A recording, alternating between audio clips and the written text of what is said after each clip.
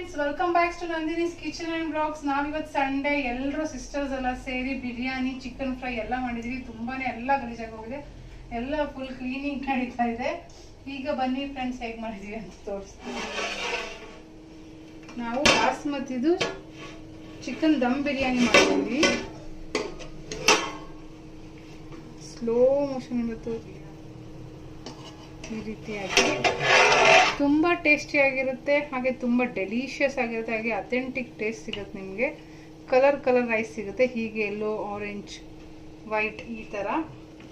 ಹಾಗೆ ಬನ್ನಿ friends ನೋಡಿಸ್ತೀನಿ. Chicken dry ಮಾಡಿದ್ವಿ, ಪೆಪ್ಪರ್ ಚಿಕನ್ ಡ್ರೈ ಥರ, ಸ್ವಲ್ಪ ಗ್ರೇವಿ ಥರ ಇರೋ ಥರ ಮಾಡಿದ್ದೀವಿ.